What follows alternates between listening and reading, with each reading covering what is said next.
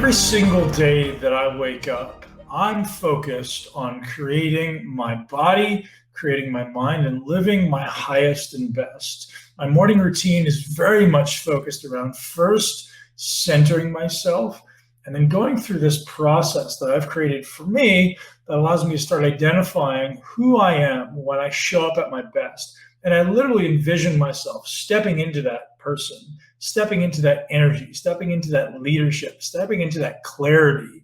Those are all words that come up for me every single morning. I want to be centered. I want to be calm, but strong. I want to be a leader. I want to be clear in my decision making and clear in my ability to deliver a message to you. So thank you all for being here and stepping into your greatness. This is the Muscle Intelligence Podcast. I'm your host, Ben Pakulski. Another part of my morning routine that usually follows my meditation and my visualization is my morning coffee routine, followed by a lot of journaling, a lot of reading. A longtime sponsor of this podcast, I'm going to give a shout out to Bubs Naturals, is always 100% of the time a big part of my morning routine. I put 3, sometimes 4 ingredients in my morning coffee, and I suggest you all try this because it is definitely upgrading your body, it's definitely upgrading your mind. So I start with about 10 grams of powdered MCT from Bubs. I do about 10 grams of collagen. I'll do about 5 grams of lion's mane, which I get from our other friends at Real Mushrooms. And sometimes I'll put in a little bit of alpha GPC. And I like alpha GPC as a choline source. It's also got a bit of a sweetness to it, which is absolutely phenomenal. This is what I call my intelligence coffee. And today's podcast is brought to you by Bubs Naturals, bubsnaturals.com. You can use the code BEN to get hooked up with 20% off. Don't miss it. Do it. Now, on that note, today's podcast is with my amazing friend, Derek Woodske. Derek is an absolute brilliant human being. His mind is a gift to the human race and is pushing things forward in his own way. For a long time, I would say he was one of the top authorities in the strength space, in the high-level performance space. Derek was a thrower in college and taught and coached in the NFL, a very high-level strength coach. So when it comes to understanding application, he's just someone who gets results. So if you're interested in understanding strength, if you're interested in understanding how to approach your life from a perspective of living in your strength, this conversation with Derek is going to be absolutely mind-blowing. Don't miss a minute. Listen right to the end, as we always offer incredible value. Enjoy my podcast with Derek Woodske. I know you're someone who craves intellectual stimulation, and you're always looking for ways to improve yourself, improve your knowledge base, your skill set. On top of the vast amount of information you've gathered over the last 25 years, what area of interest is piquing your curiosity most right now?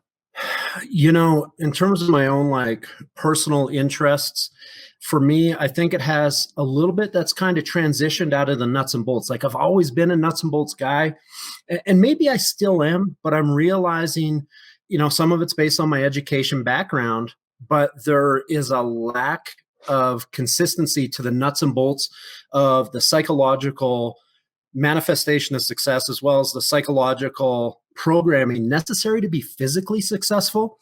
And it's an area that I've taken a lot more interest in over the last couple of years. And even when I speak events like Summer Strong or Power Athlete, that typically is where we end up going with it. The reason being is I'm finding that the beauty of a digital age and the ability to do this, what we're doing right now, 2,000 miles apart, is also, it gives us too much information constantly. And it's not a bad thing if you can decipher it, or if you can kind of turn down the nozzle on the fire hose a little bit of how much information you're getting in. Because we started to see it 10 years ago where we were getting coaches that would attend, 15 lectures in a year, which typically were a week long. So let's subtract that 15 weeks right away from the actual application of knowledge, right? The actual implementation of something. You need the knowledge, it's great. But at the same point, you have to practice, right?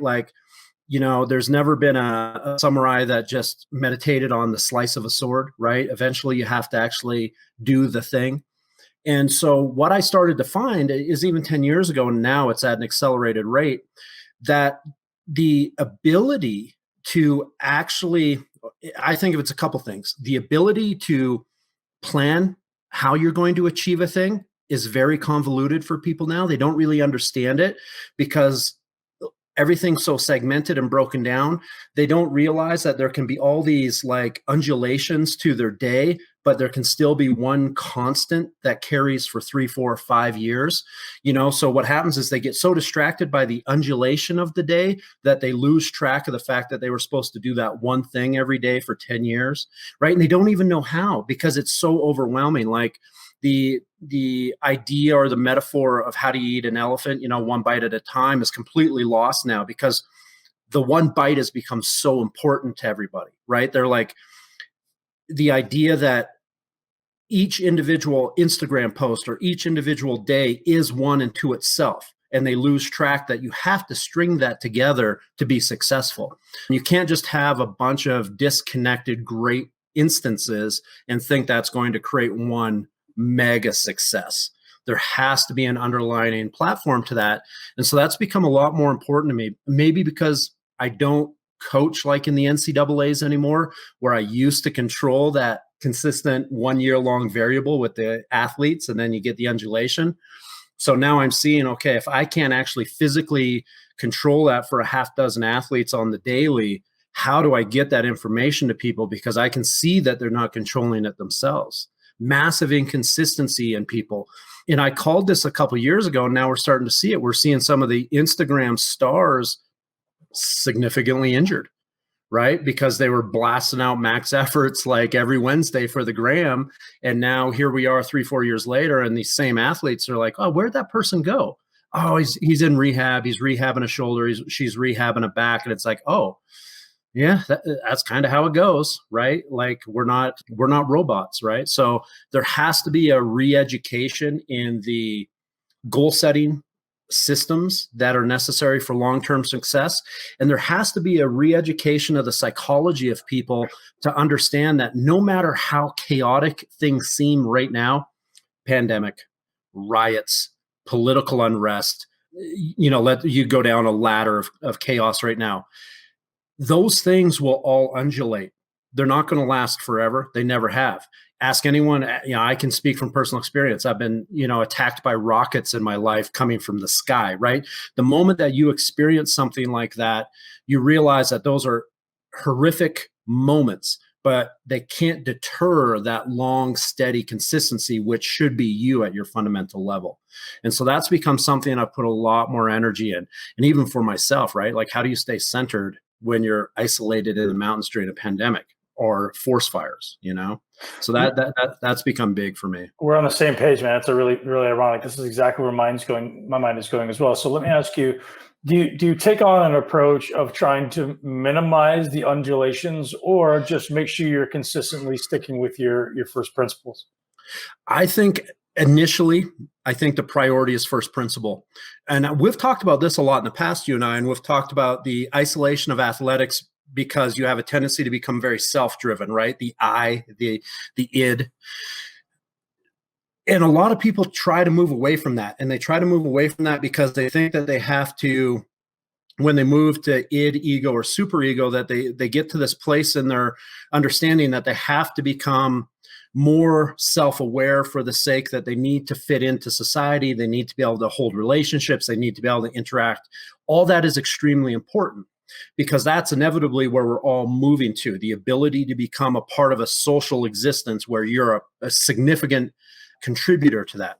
And selfish people don't have a tendency to fit into that very well. However, there has to still be some drive towards the id of everyone. The idea that you have to be you first before you can be anything else. And we have a tendency, when we've been athletes like we had in the past, where we were so self-driven and so isolating because we needed to be to harness focus, that we want to break away from that. And we want to get into this mindset where we need to be more for others. We need to focus on, all these different variables to be a part of it.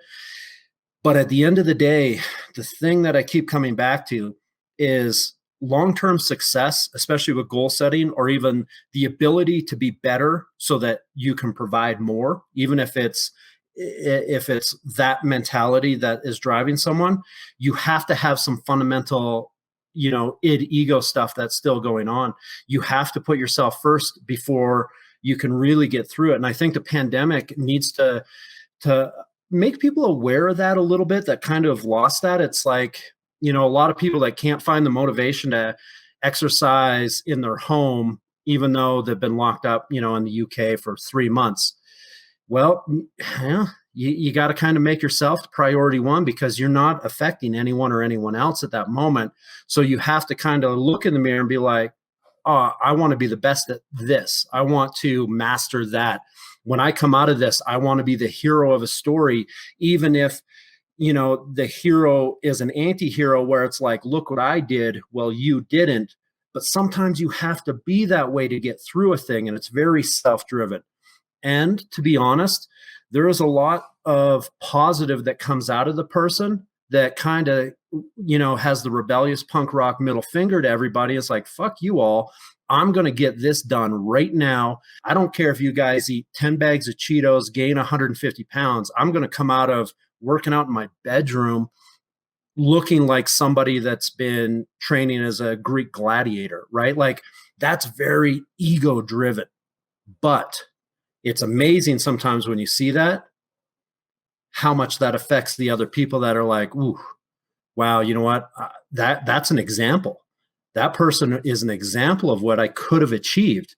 And it's funny how the ego, in my opinion, in goal setting, they keep suppressing it, right? But there's never been an Olympic champion that wasn't driven by ego. There's never been a neurosurgeon that saves 1,000 lives that wasn't driven on some level by the ego of being recognized as the greatest neurosurgeon in the world. Participation trophies have a tendency to be the opposition of gold medal ego. And in a world where participation trophies become the standard, excellence doesn't. And excellence has a tendency to be directly tied to the ego. And if you can master that and then understand that ego is self-drive, and then your ability to be open and exploratory and accepting of the world around you outside of that, that's the harmonious balance. But I think a lot of people have misplaced the importance of self-preservation so that you can be a societal provider, if that makes sense. Of course. So how do you personally prioritize your highest values or your first principles within your life? And if you wouldn't mind sharing what those are, the things that keep you anchored and rooted and moving in the direction of, Right. that straight line. For me, it's always been difficult, to be honest, because I would consider myself to have a psychologically unhealthy expectation of self.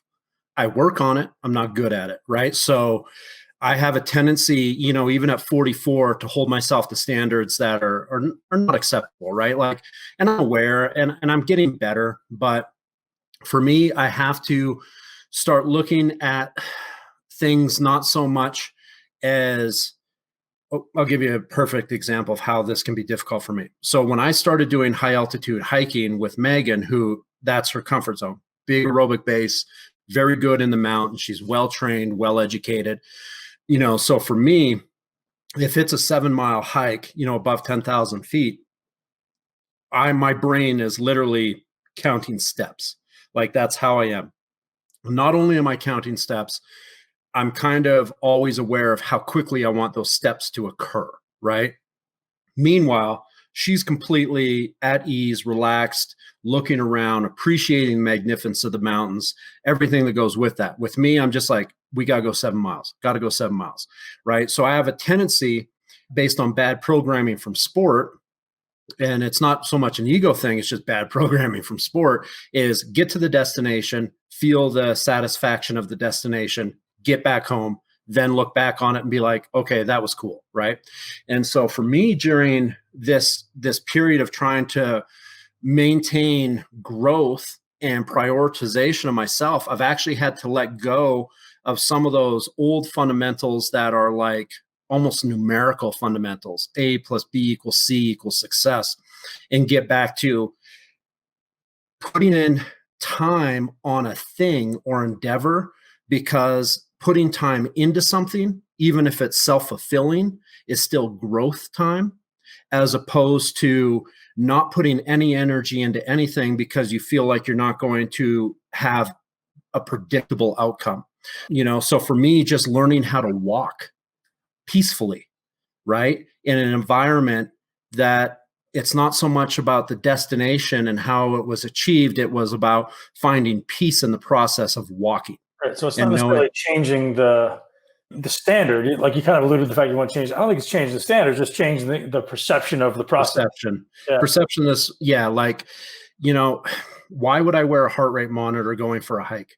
Right. You know what I mean? But I did it for a year because I like to look at these weird metrics when I got back. And I'm like, okay, that kind of defeated the purpose. Like I was aware of my internal heartbeat for 7 hours. I was so OCD during my competitive years that I literally went the complete opposite direction for the last 5. And I was like, I don't want anything, including diet, including training. Like I don't measure anything. And now I'm kind of trying to find a balance. I had this conversation with Megan a couple days ago, because she's like, why don't you just write a program for yourself, right? She's probably said it twice in the last year. And it's funny because I haven't written a workout down on paper in like 6 years, at least. And I feel bad because it's like, I feel bad because I talk about programming and periodization because it's super important for 99% of people that train. But it's like, well, if I write it down on paper, it takes me back to a mental place that I'm trying to stay away from a little bit. And I have a tendency, like it happened to me this month. I decided that I was going to back squat. The very first, I think it was like maybe a 4-week period. Week 1, I could barely squat 225. It wasn't because it was heavy. I was just old and broken, right? So it's like everything ached. Week 4, I squat 500 pounds. And it's like, okay, why did I use that 4 weeks to do this? There was no real benefit. Like now I've done this weight every year for so many years. It didn't make me any better. But in that 4-week period where I got into that psychological state where Monday was going to be squat day, it put me into a position where I stopped focusing on the walk again. And sure enough, at the end of the 4 weeks, I'm like, oh, that doesn't feel right. Oh, that's stiff. It's like, oh yeah, I had 500 pounds on my back for the 25th year for no reason, right? So it's like, okay, get back into the mindset of focusing on self, focusing on the experience of the self, and then from there, trying to get better at something. Do you not see the value though? Like I see the value in doing that stuff, even if it's just like, I don't want to do it. It sucks and it's uncomfortable. So therefore I'm going to do it. And I'm sure we'll have similar opinions on this stuff. And then also, the follow-up question to that is, you're obviously still doing things in your life that are really hard. And so how do you kind of toe that line? That's actually a good question. Like this summer is a perfect example. Yeah, as usual, someone asked me if I want to go water skiing, right? And as a kid, I was highly competitive as a slalom skier, but I just stopped doing it because I did other sports for so long. It's just one of those things. So these buddies of ours, they get a boat. They're like, hey, you want to go skiing? I'm like, sure, go skiing once, right? Struggle to get up the whole 9 yards. It was like I was learning how to walk again. And, like 3 weeks later, I got my own ski wetsuit, bought gloves, like completely dive in, right? So now I'm a water skier and, separated my shoulder, like, like just stupid shit, like, yes, 2 days ago I was skiing. I'll ski again today, winter skiing, so I'm still doing that stuff and still getting into the high alpine. I'm stressing myself that way. And I still think it's highly important to do. Like, I think that there's something about that happens psychologically that, for one, it's fulfilling. Secondly, the struggle and the hardness of a thing, regardless of what it is, for some it's intellectual, purely, maybe they're not physical people, but they're constantly doing things that cause them that same struggle, sense of stress and growth, or maybe just fulfillment that comes after the completion. Excuse me. And so when I look at that type of stuff, I don't think I'll ever be able to let it go. Like, I think there's something extremely spiritual, regardless of religion, about the struggle or physical reminder of life, right? Like, and we've had a strange year, and this kind of be a little bit of an offshoot to this, but in the strength and conditioning world, it's been a weird pandemic. We've lost a lot of young coaches. We've had some suicides. We've had some unexpected deaths. We've had some very strange things happen. People that were fairly close to me, some that I knew peripherally, but there's been some tragedy with what's happened. And I think and I've been trying to unpack it with some of these people, and you can't always understand what's going on psychologically with people. But I think some people, they get the disconnect from the challenge or the physical effort and the actual, like, almost like spiritual or connection to something greater that happens through the process of challenge and success. And it was really strange because a couple of these guys that have passed were extremely successful. And to my knowledge, no history of head traumas or CTEs that could be an external influence that affects these things, and mood disorders. But it's like everything became so physical and so in the moment that you start to wonder if they had kind of disconnected from the, like, actual beauty that there is in living a physically challenging existence. I think that when, and it goes back to some of this conversation we've had about these micro undulations on the day, where that becomes the focus, where everything becomes feedback driven. And with the internet, it's emotional feedback driven. It's not metrics like, you achieve this, so you get this back type thing. It's purely emotional. The metric of, I do this workout, I look this way, I get this many likes. That's a very dopamine emotional driven, but it becomes a very disconnected existence, because when you shut your phone off or you turn your computer off, you go back to being like, I got to wait until I have that next physical moment, right? And it makes me wonder if there needs to be a readaptation for people back to the human experience. And the human experience it's ancestral. It's being around tribes of people with a like-minded mentality. Don't isolate. Humans aren't isolative in nature. When we look at the early Native American culture in the Plains Indians and First Nations in Canada, when someone broke the rules of their culture, either crime or punishment, they punished them by making them ride or walk alone away from the tribe, right? That is how we have instinctually known to punish people. We lock them in cages. We isolate them from society, right? And so I think during this time, this pandemic going on, we get this false sense that these people are super successful and doing these great things because we see this physical momentary manifestation, but then they go back to isolation. And so I think for me, one of the things too that I've looked at over the past 6 months is you have to reconnect with a tribe of some form. I don't care what that tribe is as long as it's your tribe, right? Like, I can't tell someone what to think, but I certainly hope that they're reconnecting on some level, right? Because there's something that should go with the physical stress. Like, when you're up in the mountains hiking with a group of people and you all go through it together, there is something that occurs that's different than having done that hike alone. Mm-hmm. And it's like the shared experience. It's, you talk to veterans that come home, they long for the bond of war, right? Because the shared experience of the struggle. So I think that's another thing over the course of the past year that I've started to look more deeply into, is also how do you create the environment that, a group training session at a gym does for some people. How do you create that environment psychologically in an ever segmenting world digitally, right? Because for a lot of people, I think it's becoming difficult. I think regardless of their successes, life is getting more difficult to live. Right. I think one of the worst things that's happening, at least from my perspective, is the murkiness of the future, the ambiguity that exists in the future. It's almost impossible to create definitive plans And when you don't have a clear view of your future, it's very hard to work toward it. You're like, okay, should I even bother? What can I do? I don't know if this thing's going to succeed. I don't know what the world's going to look like in 3 weeks, 3 months, or 3 years.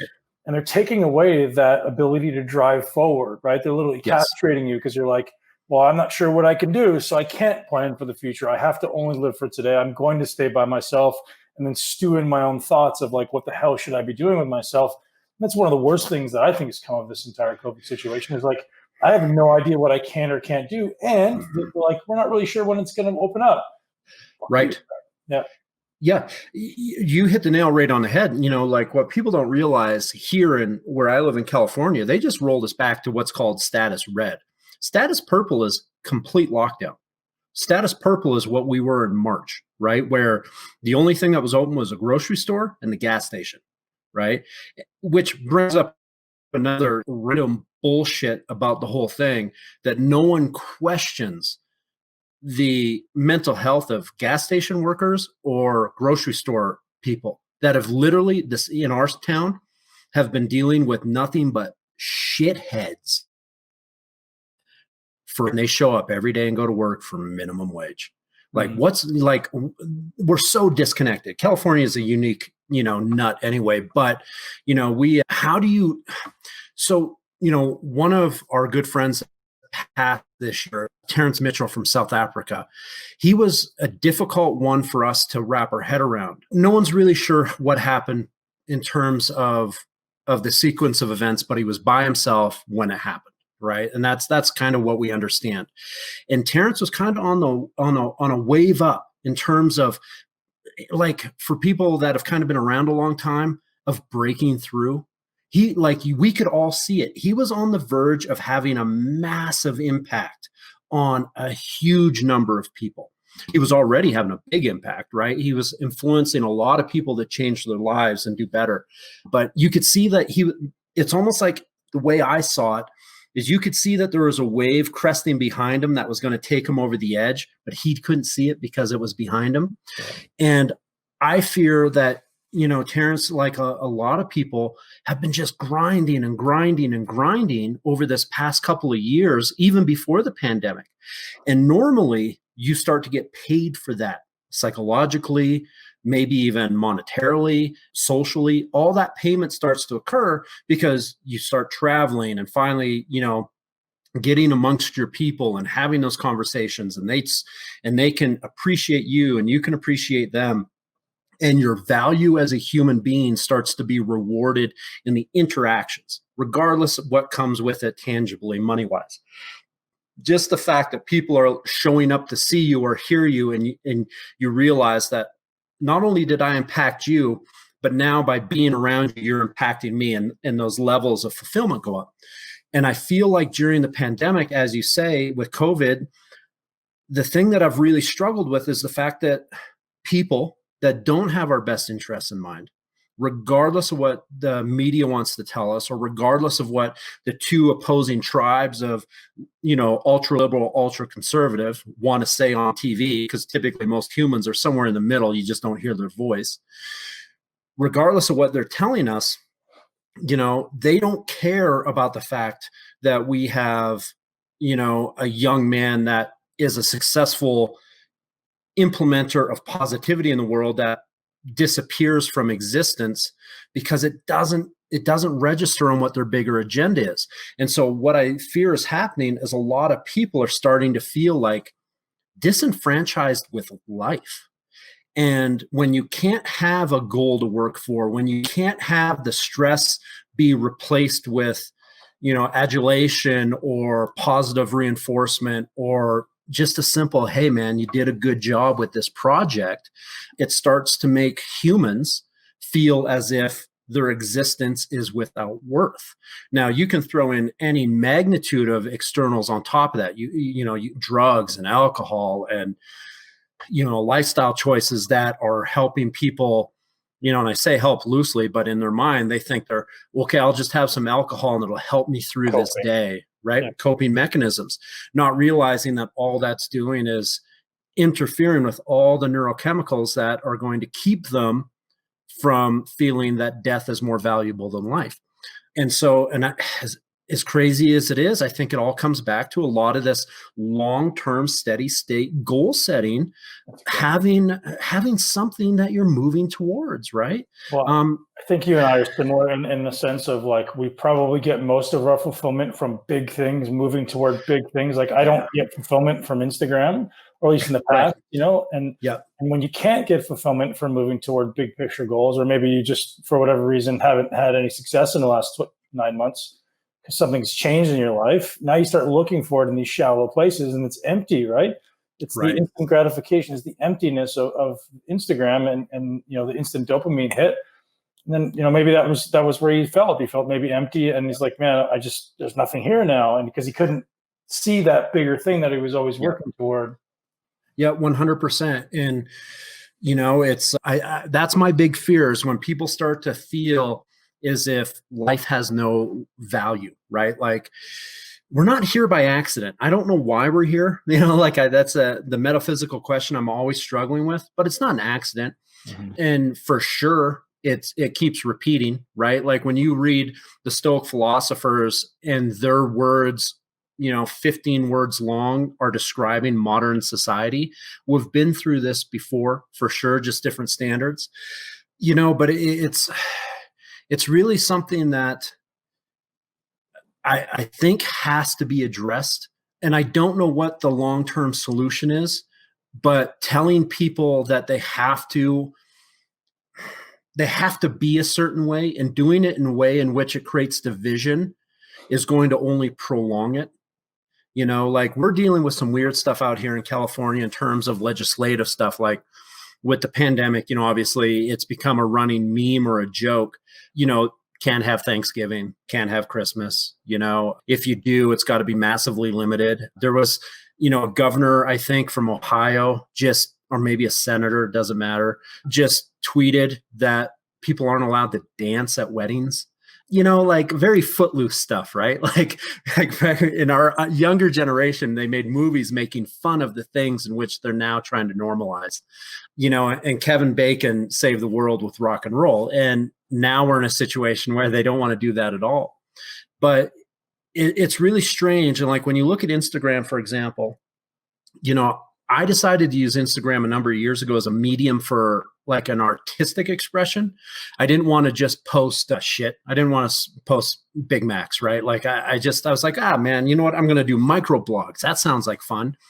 And for a while, few years, it was well appreciated, right? Like it was, people read it and they would respond, and I would give like these really still have the greatest Instagram videos of all time, if you ask me. Right. And so what I ended up doing is I actually tracked it, and I ended up, and this sounds disturbing because it is, but it's a modern world. On Instagram microblogs over like a 5-year period, they equal roughly 70,000 words of text. And I ended up pulling them all off and putting them into a Word document. It was like 100 and something pages or whatever, right? So it was interesting because everything I did on Instagram to get it to grow and to get a following was like this, like pulling teeth, but it was almost cathartic for me, because I would be sitting in the Middle East and I could write something and just get it out. And if people liked it, they liked it. If they didn't, they didn't. When they did like it, made me feel good, because it felt like maybe something I wrote was actually having a benefit. Well, what's interesting is this year, after all these years and writing all this stuff and having all this feedback, in September, one day I got up and I just was like, I can't focus on this anymore. And I remember it was like September 21st.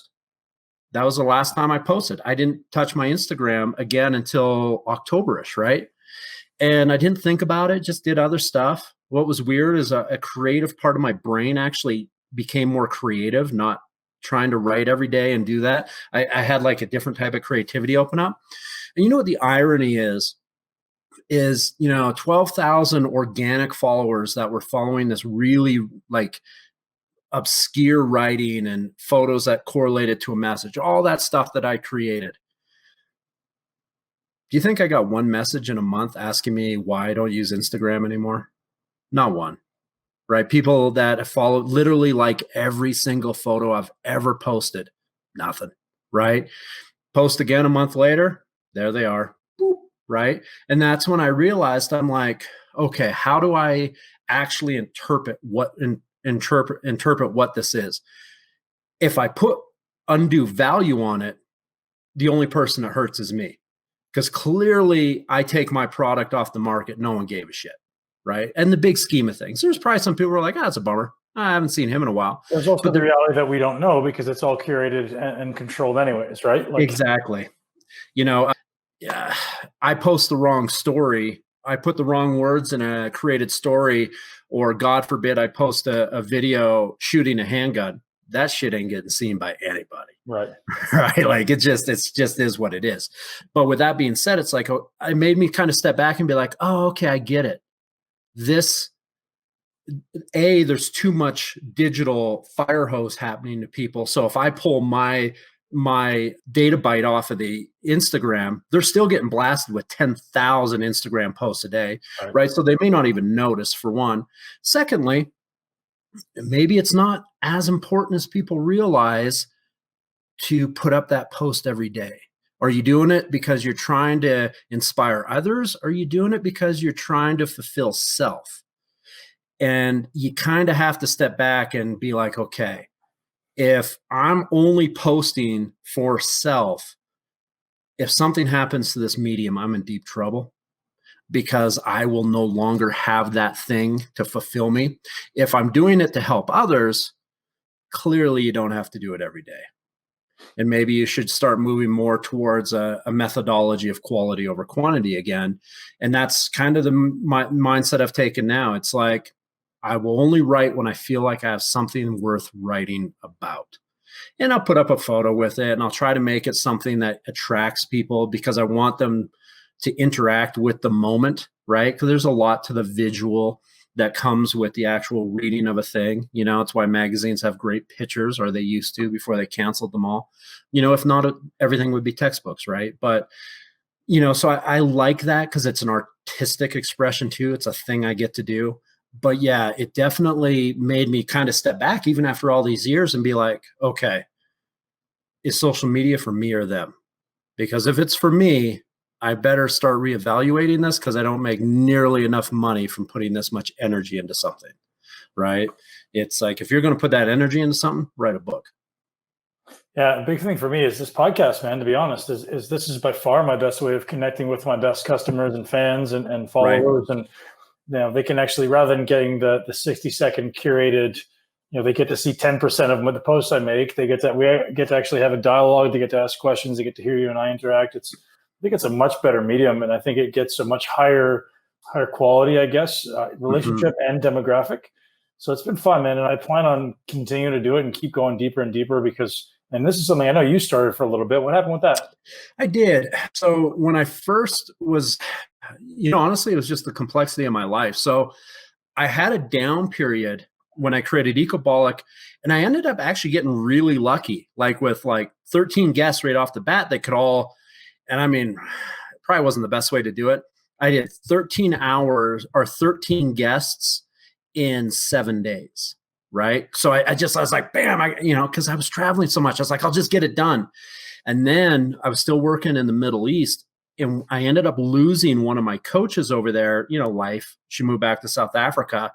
And I was like, oh man. So I was like, just grinding. I was, I think that year I spent 8 months out of 12 in the Middle East, or traveling by plane with the royal family to who knows where. Right.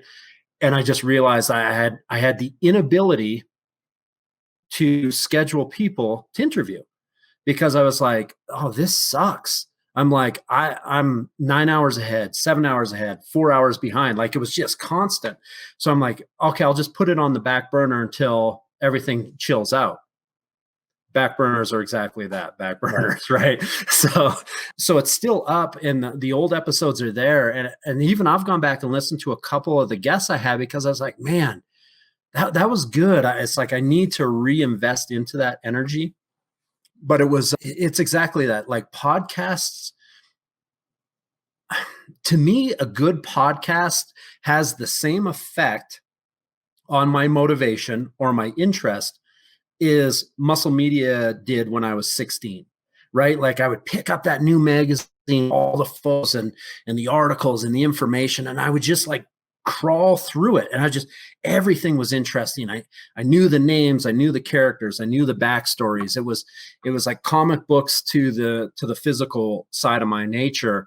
A good podcast is like that. It's like I get the same, like it when it's going well and I'm looking at it, it's even like the beauty of, say, Rogan does it probably the best, where he'll do the clips.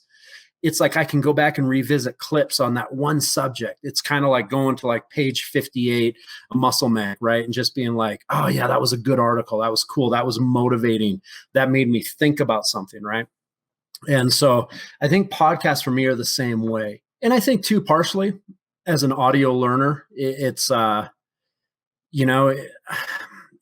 a past life rendition, right? Like I was a storyteller from the day I was born, because I was born into a family of Canadian storytellers, right? So sitting around a fire and retaining 3 hours of a story so I can retell it at the next fire pit has always been quite natural, right? A lot of people are always interested in my public speaking, and they're like, how do you prepare for it? And I'm like, it's just there, right? Yeah. It's like, if I have to do a technical presentation, like back in the Poliquin days, I'll like review the technical aspects of it, but the presentation is just a story. It's tying concept to concept to concept in a way in which you can get through it, and hopefully it sticks to the people that are listening. But yeah, like public speaking, it's just storytelling, it's campfires, and I think that's what, people like totally going down different roads right now. But like when you look at Tony Robbins, at the end of the day, he helps people, sure, but he's a hell of a storyteller, right? People are willing to pay $3,000 to hear information, a lot of which they already knew, but man, the story makes it appreciated. And it's like, if you can get people to understand that, especially from the coaching standpoint, human performance standpoint, it doesn't matter. Psychological optimization, learn how to tell the story in which it resonates strongly enough with them that they want it to be their story. It's so that transitions nicely into what I wanted to kind of jump into a little bit here with you is, you've had some incredibly high profile clients. You've worked with pro athletes all over the world, Olympic athletes and royal family. A lot of the demographic of people listening are coaches, and creating two things I'm curious how you approach is motivation and buy-in. So if someone's paying you, they're probably bought into what you say and do anyways. But at the same time, like, I'm sure you're giving them direction that may not be always linear with what they believe was, or their set of expectations. Yeah. So I'm curious how you kind of approach buy-in and motivation. Well, it's funny, that's actually a good segue, because I've always used goal setting and storytelling to create buy-in with athletes. The one thing that I learned coaching and so you can coach and you can also be a good coach, and then you can be a good coach that's a successful coach. And it's kind of a dickhead thing to say, but there's a lot of good coaches that don't produce winners, right? But they're good people. They're doing hard work, and they got the best intentions. They love their athletes. They love what they're doing. But then you meet coaches that are the same and win. And you're like, okay, so why is this coach always winning? And this other coach, hell of a nice guy, just doesn't produce champions? And so it's going to be self-serving dickhead comment, but I was lucky enough to be a coach that could produce champions, right? So, but there's no other way to say it, right? And so when I look back on it, it was learning how to tie the goals together. So Judd Logan was probably the one that taught me that the most. Bud Rasmussen probably previous, because I was able to be successful under Bud. But Judd Logan out of Ohio, the guy's coached more champions than probably any coach in American track and field history, to the point where I don't even think they track him anymore. Like hundreds of All-Americans, dozens and dozens of national champions, Olympians, right? He himself went to 4. So when I look at that, probably the biggest thing I learned in terms of being able to apply hard tasks in a way in which someone appreciates the effort put in, but also gets the winning on the front side is two parts. So on the front side, training for winning, right? Because that's kind of what it all comes down to. You're training for winning. That part of it is very long, right? And it can get like, like grinding it out every day and having Groundhog Day sessions. It's not always fun until it's over. And then you look back and you're like, man, training with the guys was a lot more fun than the competition on the day, right? Like it's kind of weird how that happens. And so what I learned from Judd, and I think I had a bit of a natural aptitude for beforehand, was I knew that I would come to practice as a coach and I was a skills coach as well. So I didn't just coach human performance. I actually had to teach people how to play a sport at different times in my life. So I had as much success as a skills coach as I did as a human performance coach. Like a lot of my national champions were actually people that I taught the skill to, and then they developed it and produced the performance. So there's a couple different psychologies there. The thing, you have to have that underlining consistent linear plan, right? That is going to be 12 months long. As a coach, that can never deviate. Yeah, because if you deviate from that, you won't get to the end of the 12 months. You'll be constantly starting over, right? So no matter how shitty it is for them or how bad the day is or how much struggle you're going through with that athlete, you can't give up on that. You have to have a plan, and you have to have a plan that you as a coach believe in, because either A, it's going to work because it's worked before. I mean, that's experience, right? That usually comes with some years in the game. So you know that no matter how much an athlete's being a dickhead or how much an athlete is trying to like be a stubborn horse about something, you're like, okay, I produced 3 national champions already with this system. If this person isn't applying the system and having success, it's not the system. It's how they're interpreting the system and how I'm presenting the information, right? So that's a big part of it, because the system works. So you got to start to manipulate how you communicate, right? It comes down to conversations. It comes down to storytelling.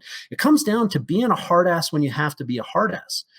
I had no problem as a NCAA coach tearing the ass off my athletes. I had no problem, but it would only happen in certain circumstances. I never yelled. I was never a yelling coach. When I did, it was kind of like a shock to the system. And the reason it was always the same trigger for me that made me just tear the paint off an athlete. It was negative self-talk. If I caught my athletes negative self-talking and I could see it like escalating and then start to spread to the team, fucking explosive, right? Like just embarrassingly bad. And afterwards, I'd kind of take them all in and have a conversation with them about it and be like, so here's why I do that, right? And I can clearly remember at Adams State yelling so aggressively at a group of 20-year-old men and women that one started to cry, another one, and these are like super alpha athletes. The whole, their field house had 60 people in it. You could hear a pin drop. And then afterwards, I bring them all together and I'm like, listen, so you understand that it's not personal. The reason that I had to escalate the aggression so quickly and so high is because there was a manifestation of negative energy that was growing so rapidly inside of you that I had to, it sounds crazy, I had to burst that negative bubble so that it didn't become a slow festering mindset. Break the pattern. Had to break the pattern. Yeah. So it's like I've always used extreme coaching methods only to break slow festering negative programming, right? And then they kind of sit back. They realize it's not personal. You kind of talk them through it. You coach them. You help them understand what it was. Then you start building them back up again with a new foundation of positive reinforcement. Everyone thinks that being a hard-ass negative coach at times is going to break an athlete. No, not at all. What breaks an athlete is being a piece of shit to them every single day for the rest of their career. That'll break them, and they'll never want to play the sport again. I've had that coach. I know exactly what that's like. But when they realize that you're on their side and that the reason you have moments where you call them clearly and call them out, and they realize it's in their own best self-interest, they'll run through a wall for you because you're all running in the same direction. And they start to realize through this process that not every day can be a championship day. Not every day is going to be a winning day. And then once you establish that mindset, then it's about creating a narrative. For me, it was always about a story, a narrative. And I started in the off season. So track and field is a good example of this, and it can carry into all sports. Track and field, you show up September 1st, and you typically compete the end of May for the collegiate season. So you have this perfect linear system. You start doing meets in January, national championship in March, national championship at the end of May. So what I used to do as a coach is so much of it's technical brain stuff, right? It's like learning how to play a guitar. You just have to repetition after repetition. But the story starts back in September. The story, it's almost like the hero's journey. You know, it's almost like George Campbell, or Joseph Campbell. It was that mindset for me from the very beginning. George Lucas and Joseph Campbell always get mixed for me because they were so tied, right? But it's like the hero's journey. It's like I start creating the idea that they're going to overcome all of these obstacles. And I start talking about it all the time. Now, when I say all the time, it's when they're with you for that 3 hours a day, right? And I start talking about the process. I start creating, villains, not bad guys, but villains. They have to have their Medusas. They have to have their dragons they're going to slay.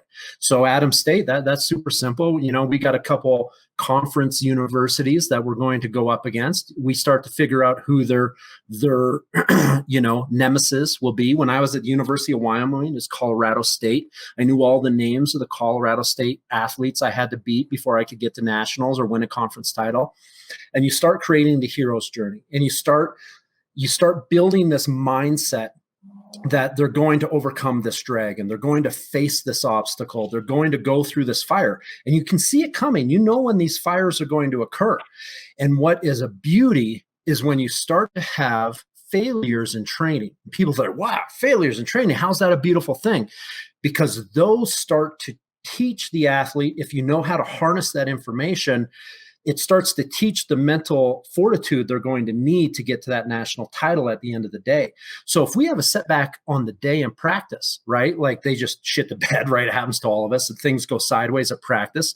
They don't have a good day, the girlfriend or their boyfriend or their studies or whatever is in the way. And it creates that undulation that causes them to show up and lose a day, right? That's what we always used to talk about is you can lose a day, but win the outcome. Right? Like you can lose days to practice. Things don't always go well. You can get sick. You can have setbacks. It happens constantly, but it's the hero's journey. How does that athlete and how do you start to manipulate the narrative for them to help them understand that, oh shit, I needed that setback. I needed this shit day right now to give me the motivation to get back in line. I didn't realize that I was losing motivation. I didn't realize that I was starting to mail in until you have that hiccup when the matrix gives you the red dress, right? And if you're a good enough coach and you can narratively speak through it, you can see that happen. And you might have to get on their ass a little bit and be like, hey, what's up? And like just boom, boom, get through that initial psychological barricade, right? Like sometimes getting on an athlete's ass is nothing more than quick locking a vaulted door. Right? So athletes don't want to always let you in because they're humans.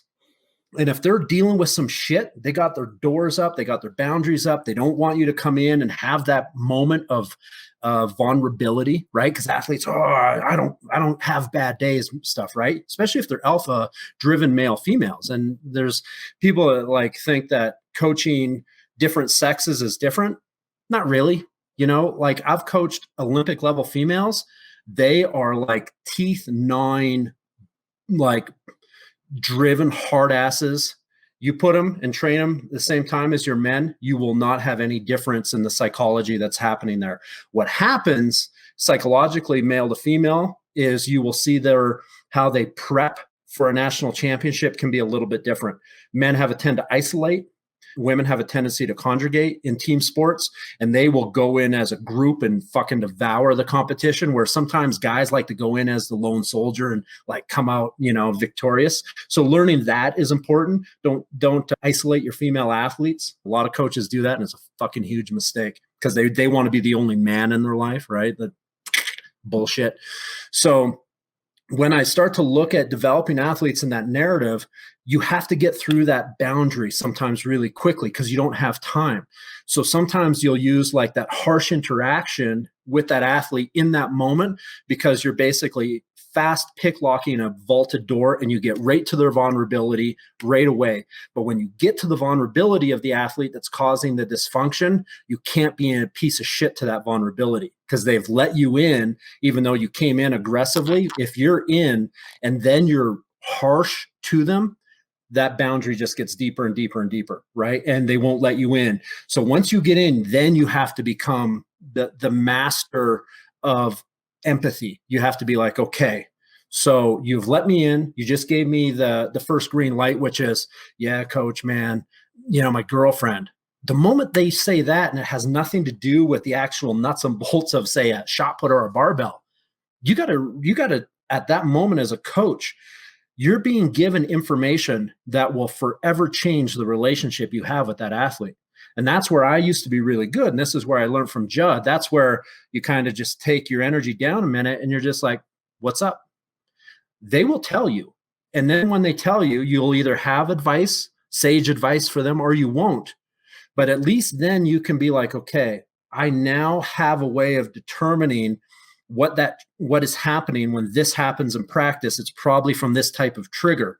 And when I had athletes that I started to understand were emotionally very fragile to the outside world, either relationships really affected them or friendships or not being cool enough, I would take that information and start to steer the narrative during that 3-hour window. If it was somebody that felt like they were always on the outside of their peer group, well, they became the center of my peer group, for example. They became, hey, as soon as they came through the door, you're here, you're mine, we're a tribe. The entire world can fuck themselves, right? And that they'd be like, oh yeah, this is where I belong. This is my place. Boom, you're probably going to have a national champion out of that kid, right? Because now that's his or her home. If I had an athlete that was extremely emotional due to the rise and fall of academics, especially with college kids, right? So if academics weren't going well and they knew that the pressure of that was going to dramatically affect their life outside of training, I would have to start to create the narrative, and especially with them, and it sounds terrible, but it's the reality, is I would de-emphasize the importance of academics during a track and field practice, right? It's like, you're there to get an education. I get it. But for my 3 hours, I don't give a shit. I don't give a shit if you can't do 2 + 2. If you can do gold medal, if 2 + 2 equals gold medal, then that's what I would focus on. It's also true from a perspective of building confidence in them, right? If they can build that positive mindset and momentum in one thing, they can take that with them to something else. 100%. And it carries on, and you're going to have tough goes as a coach. I had young 18-year-old athletes become fathers while they were freshmen in college. That's a tough go. It's a very difficult thing to add to a freshman in college's plate, right? Yeah. Especially when she's still in high school. And those are realities that you deal with as a coach, especially nowadays. Things happen. But what you do is you have to just keep reemphasizing the fact that the space that you're creating is a space of positive, safe growth, right? And you have to keep manipulating the narrative of the hero's journey towards a successful outcome. And if you can help them steer that ship, right? Because at that point, you're kind of the captain and they're kind of the helmsman, right? Like they're going to operate which way that wheel goes, but you are really kind of helping them dictate the obstacles in the ocean. And when you look at it from that perspective, you're not going to be successful 100% of the time, right? There's some kids just fucking blow out. There's so much going on with them or it doesn't even have to be kid. It could be your client at 24-Hour Fitness that's 35 years old. It's irrelevant the age. There's so much going on with them behind the scenes that there is no way that you can masterfully steer or guide or navigate that decision, right? They may have all the best intentions in the world, but it is what it is, right? But if you can get through those layers and you don't take advantage of the vulnerability that they allow you, and you can help navigate and create that hero's journey for them, I have found that those athletes, somehow, some way, they'll be a part of your life for the rest of your life. It's kind of a weird phenomenon. And then on top of it, there seems to be a transference of that type of experience that they have the ability then to share with other people that come after them. They won't all become coaches, but for some reason, when they've had that experience, even if they're not, consciously trying to do it like a coach, they have a tendency to be very empowering to the people that they affect behind them.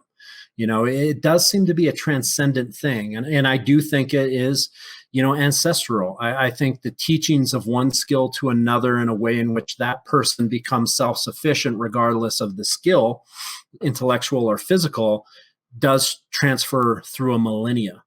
That's why we're here today. We are the result of the transfer of usable skills, as a culture. Yeah, one question that I think is relevant here is, in your experience, have you run into more people who are successful in athletics, call them champions, who tended to have the more negative default thinking or the more positive default thinking?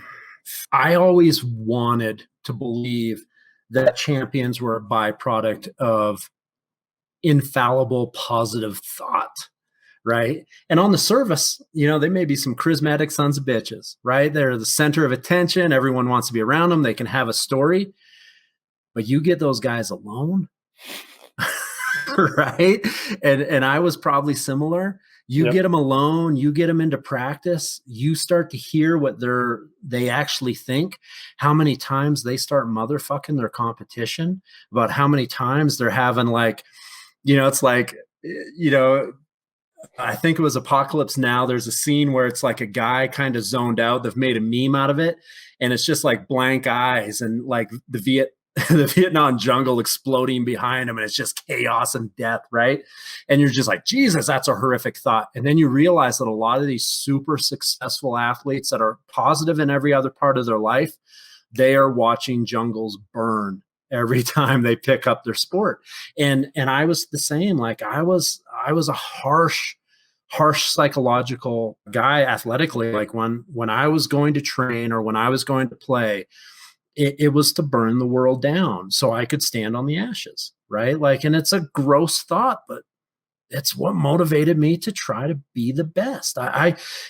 For me, I felt like there were so many things, and the athletes I've had the most success with were constantly just torching the planet. They were just like, every day they trained, they were like ferociously fierce to be around.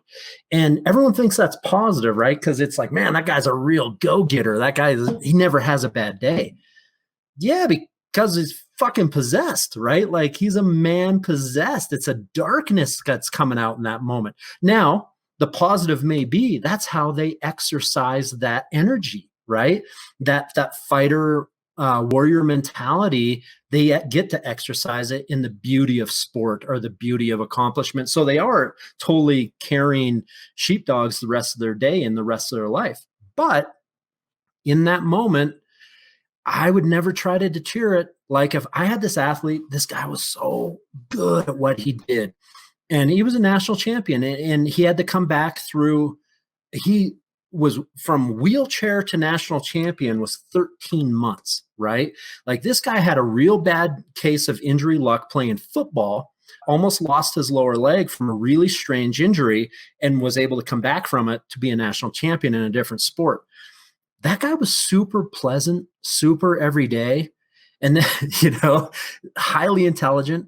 And then one day, after about 6 months of working with him, we were sitting there, and I realized that the music he listened to, which was kind of the same music I listened to at the time, was all Tool, like Tool 24/7, Tool. And I'm like, That's interesting. I never saw him as a tool guy, right? Like I was a tool guy, but I was self-admittedly a bit of an angry athlete, right? Like I was highly, highly volatile in my training personality. But he didn't come across that way. And then when I figured out that trigger and I was like helping develop the narrative of success, I just decided to experiment with him one day because he was always so upbeat, right? And he was sitting there and we were getting ready for a competition, right? And I'm like, are you ready? He's like, oh yeah, I'm, super ready, coach. I can't wait. I'm so excited. And I'm like, huh. I'm like, and he'd never had this experience with me before. And I'm just like, really? You excited? You excited that that guy wants to fucking crush you right now? Like he doesn't care about you at all. And I just, this weird, like it was almost like he put a mask on and he just went blank. And he's like, I'm going to fucking kill that guy. And I was like, oh, so you are one of us. Okay, I get it now. You just internalize everything because you're so freaking intelligent, right? That you just don't wear any of your emotion on your sleeve. Whereas a guy like me, I was like, crazy, swinging an axe every time I competed because I like the theatrics of being allowed to be set free in that moment. And when I realized that, I was like, oh, okay, I get it. Everything for you is inside. So then I had to be careful never to overload him or allow him negative self-talk. Because guys that are that dark and intense and internal and rage-filled for success, and it's like the rage of success, right? You have to be really careful that you don't negatively ever self-talk them because it goes right inside them and they harbor it for the rest of their life. So I would never let them self-negative talk, especially once you learn that, because they're already so hard on themselves anyway. And I would never negative self-talk. I would logically explain why we didn't do things a certain way.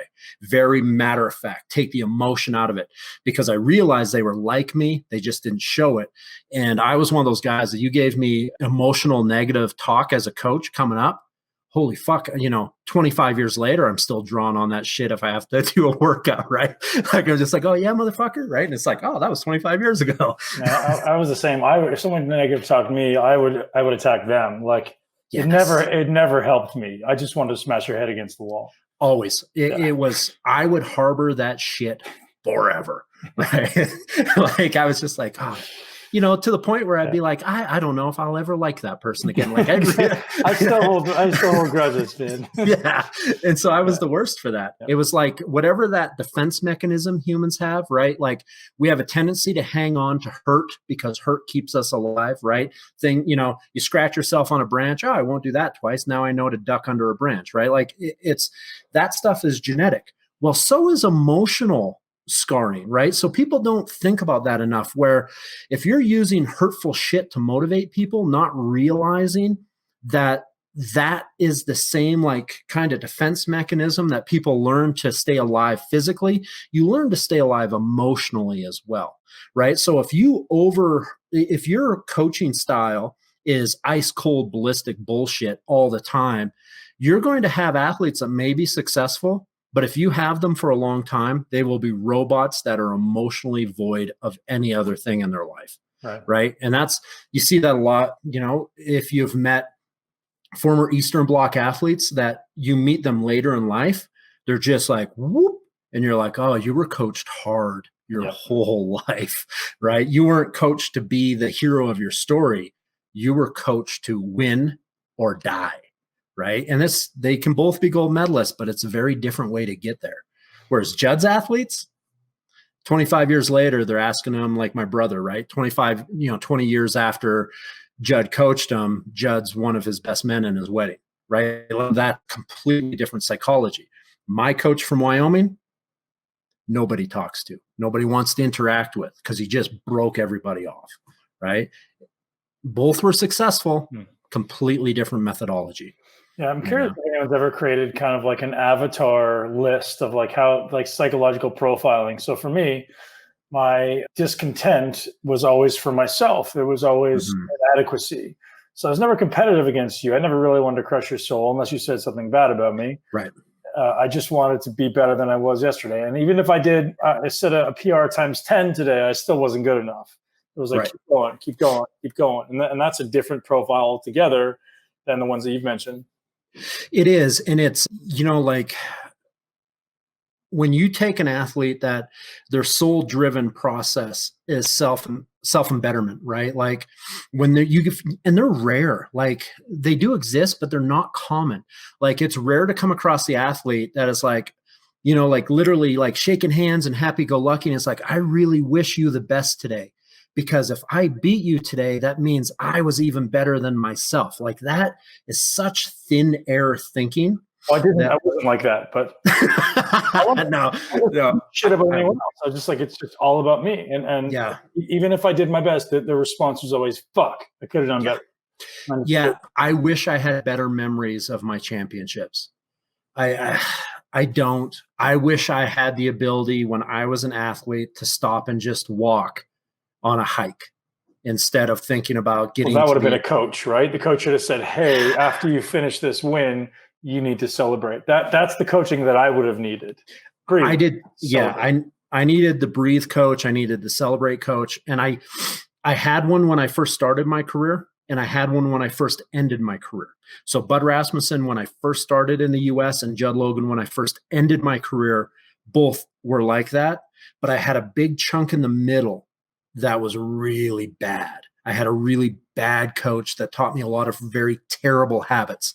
And it's funny because now when I look back, when I think of my most enjoyable periods of my athletic career were the very beginning under Bud Rasmussen, because we were winning and it was just freedom.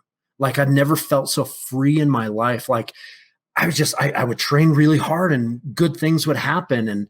And he wasn't worried about whether or not I had a beer on a Saturday, because he knew, I wasn't a big beer guy anyway, but it didn't matter because we trained hard and we won and we were doing things right. It was very balanced. The middle period was fucking Shitsville. Had a terrible coach, terrible experience, terrible everything. Like, Jesus Christ, I should sue the university for stealing years off my life, right? And injuries. And then when I came out of that and went with Judd, I had to relearn what it was like to be the previous athlete with Bud. And it was conversations and hard work and stories, so many stories about the process. It was always stories about the process.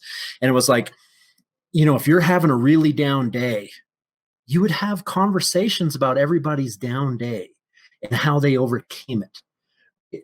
And that was always fascinating to me. It's like when things weren't going well, sometimes you just have to have a conversation about other people who didn't have things go well, but were still successful. And you didn't do it with a conscious mindset. You're like, hey, I know everyone's having a down day. Let's have down day conversation examples, right? It wasn't something like that. It was just like, it was like an understanding. It was like, fuck, man, today's a struggle. Oh, yeah? Yeah. And then you would just like 10 minutes later, you're just talking about like the struggle of what it is you're trying to achieve. And I think that's another part of it now that I kind of am reminiscing about this, that is often overlooked, is the camaraderie that comes from training and communicating, and the success that comes from being able to openly speak to other people in your world about how hard the thing you're doing actually is. And you're not sitting around water cooling a bullshit woe is me. It's like sometimes you just have to sit back and be like, God damn, I'm trying to do a hard fucking thing and it's kind of hard, right? Like that's reality. And what tends to happen is people, if you're always around people that aren't doing the hard thing, aren't trying to be the tip of a spear in some endeavor, when it looks like you're just pushing and successful even to them, sometimes they don't want to hear you talk about how hard the choices you're making are. And it's really kind of a fucked up thing, right? Like you take if you're surrounded by some average achievers or mildly unsuccessful people, and you start talking about how goddamn hard it is to try to get to the top of something, they do not want to hear it. Don't get it. And it sucks because sometimes you have to have the emotional unletting of how difficult your situation is. It doesn't matter if you're successful. And I think it takes us back to what's happening in our field a little bit, with suicides. These people don't have anyone to talk to at that level of hard, right? Like soldiers, military, I've had this conversation and I know it applies to our field. They come home, they can't relate. And it's like, you're the very best at something, but for some reason you're really struggling. Why? Because you're struggling up here and everyone else is struggling down here. Right. Doesn't mean you don't struggle at the top. It just means that what you're struggling with is different. And I found when I had a good group of training going on, that was a big part of it. When I could sit down with peers at my level, and it sounds like a dickhead thing to say, but listen, not everybody in karate class is a black belt, right? That's just reality. And the faster you learn that, the better. So when I was a white belt, I had white belt gripes and white belt conversations. But when I became a black belt, the air gets thin, right? The air gets thin. There's not a lot of people sitting around in your situation. And so what ends up happening is you have a tendency to internalize way too much of the struggle of the black belt. But I'll tell you what, you get a bunch of black belts together that are peers, that understand, that's hugely valuable because now they can complain. Like all our Olympians and world team members under Judd, we all had conversations that were different when we were by ourselves. Like A.G. Kruger, who was my roommate, was a 3-time Olympian and I was a 2-time national team member. Our gripes were different. When we got together and had a heart-to-heart, it was, the conversation was necessary because we had things we did not understand or know how to deal with, even though we were the best of our peer group. You know, everything was going well, guys. No, bullshit, right? Because how do you crest 1% when you got 99 figured out? That's fucking a tall order. And when it doesn't go well and there's no one to talk to about it, it's very, very difficult. It's the summit of the mountain, right? I mean, using your mountain climbing analogy, there's always that summit that you don't see and you're like, oh boy, I'm at my top, most tired, fatigued. I got to summon all my mental strength. I have no idea if I'm going to make it. The consequences are big, but I'm going to man up and 100%. 100%. And I think there's a lot of value in that. I think it's okay to have, you have to find people that understand what it is that you're struggling with, for sure. It still comes back. You have to have a tribe. You have to have a group of peers that you can use to help you be successful. It's essential. Dude, incredible conversation. I'm so grateful for your time. What did you have in your coffee this morning? So my coffee is super straightforward now. I like to use a product called Bubs, but I use their protein. So I use Bubs collagen protein, take about 18 grams of protein. I use heavy cream and coffee, and that is my first 4 hours of every day. Having been a guy that has been really big and strong and now needs to be a lot smaller and more age appropriate, I do what I refer to as semi-fasted mornings. And it is why heavy cream instead of MCT?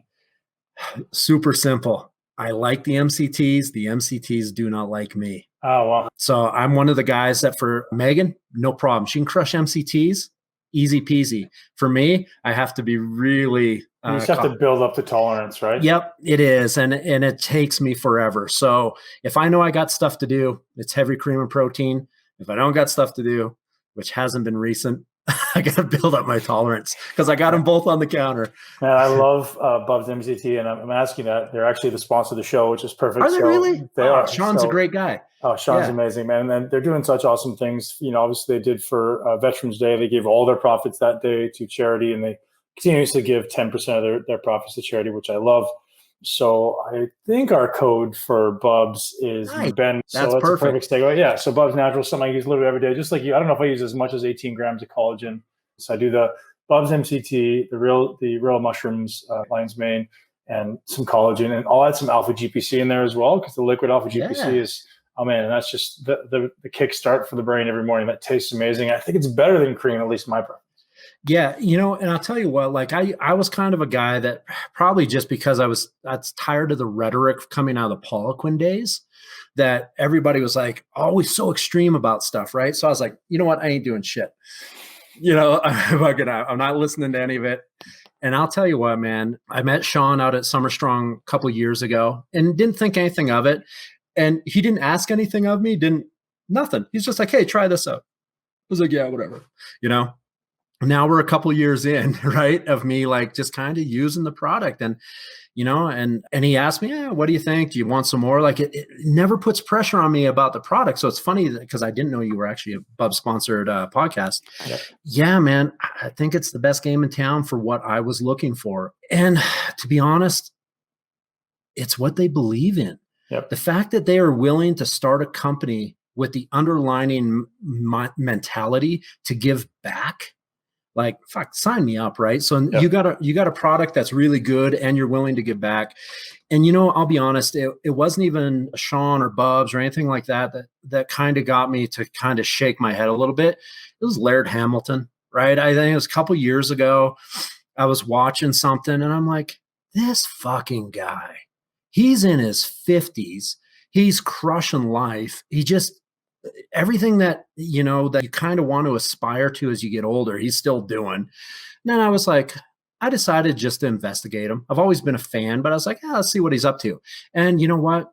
Morning, simple, nutrient dense, like coffee, some stuff for his stomach, some stuff for his brain, some collagen in there. I was like, you know what? Fuck it. What's it going to hurt? And so I started, and it's made a huge difference. Like, probably since I saw you last, I think I'm 30 pounds lighter. I'm in the 250s. I'm always going to be a little bit bigger guy, but as I get towards 230s, joints feel better. I've had a ton of surgeries. The collagen protein makes my stuff crack less. Yep. Right. So I can give you a scientific bullshit answer about it, but here's the real answer. My stuff feels better. Right. That's it. Yeah, same as me, man. That's awesome, dude. So final shout out, bubsnaturals.com. Awesome. I believe our code has been actually get you 20% off, which is awesome. And how many companies do that? Yeah. For supplement companies, the profit margin is typically so low. So the fact that they're giving us 20% discount and giving 10% to charity is exceptional. And it's huge. As you say, super grateful for Sean and the team over at Bubs for sponsoring Derek Woodske and sponsoring the Muscle Intelligence podcast. Awesome. That's a wrap, ladies and gents. Thank you so much for tuning into the Muscle Intelligence Podcast. So you know where this podcast began. In 2013, we started talking about muscle. The podcast was called the Muscle Expert Podcast. It was exclusively around muscle, and a lot of people loved it. And I loved it. And then as I started to transition out of muscle building, I still love muscle building. It's still the foundation of everything I do because I think it's a daily battleground to start to develop in character and virtue and develop who you are and become more mindful and become more present, right? But I want to bring this to your attention. It's not about what you do. It's how you do it. It's the mindset you take with you. It's the focus you take with you. It's the presence that allows you to turn this endeavor that you're already partaking in into something that is vice-driven and developing vice and ultimately developing inadequacy within you, or developing virtue and ultimately developing character and strength and power and developing the greatest version of yourself. The same thing you're doing, regardless of what it is, can be contextually applied in either direction to get a different result long term. So I hope each and every one of you can take this tiny bit of awareness into the gym with you or into any life event and realize that anything you do can be both sides of the coin. So if you choose to be a victim, if you choose to be angry, if you choose to take the I have to attitude or an angry attitude with you, you're embodying more and more of that. Whereas if you can take this attitude of gratitude and empowerment and development of character and virtue with you into the workouts and mindfulness and presence, you can literally use those workouts to anchor that deeper and deeper and deeper into your personality. And this is something that started my journey away from only teaching muscle building, which I call tactics, to now teaching a strategy to become not only the most muscular version of yourself and the most healthy version of yourself, but also the most virtuous version of yourself, because this exists in everything you do. So notice your attitude, the attitude you take with you, the perception you have toward events is going to determine the outcome of those events and how they lead you down this path of either being super happy and super fulfilled from something are ultimately feeling really inadequate and very angered or adversarial towards something. And that will start to spiral and become the person you are. So if you find that yourself is living in stress, or you're living in inadequacy or fear, or whatever it happens to be, start paying attention to the attitude you take with you into everything you do. As I said, sometimes we got to sit down and anchor who we want to be in this moment. And if you didn't listen to that intro to the podcast, that's how I started this podcast. As I wake up every day realizing, who am I? Right? Who am I right now? Who do I want to be? Do I want to be the vicious person of myself, the vice-driven version of myself? So it's all about external gratification and anger and power, or maybe it's not power, it's putting other people down. Or do I want to be the person who's living in the light and lifting people up and being the best version of myself? And that's the only standard to which I hold myself, right? There's no need for external gratification. It all comes from within, and all this is built into your workouts. Guys, I truly appreciate your time, and I truly appreciate you being here. And I would love it if you could share this podcast with at least one person you know and love who wants to live the greatest life in the body they love. Maybe they already exercise and maybe they don't, but we're here to empower you with both the skills and tactics to train and the strategy and the mindset approach to live your greatest life. Have an amazing day. I love you all. Don't forget to subscribe on iTunes and Spotify. Spotify is a new place where we're being hosted, and I love it on there. I love being on there. Have a great day, guys. Thank you for being here. Thank you so much for tuning into Muscle Intelligence. If you enjoyed today's episode, please be sure to share it with at least one person you know. Make sure you're subscribed so you never miss an episode. This podcast is for information purposes only. The statements and views on this podcast are not medical advice. This podcast, including Ben Pikulski and the producers, disclaim responsibility for any possible adverse effects from the use of information contained herein. Opinions of guests are their own, and this podcast does not endorse or accept responsibility for statements made by guests. This podcast does not make any representations or warranties about guest qualifications or credibility. This podcast may contain paid endorsements or advertisements for products or services. Individuals on this podcast may have a direct or indirect financial interest in products or services referred to herein. If you think you have a medical problem, consult a licensed physician.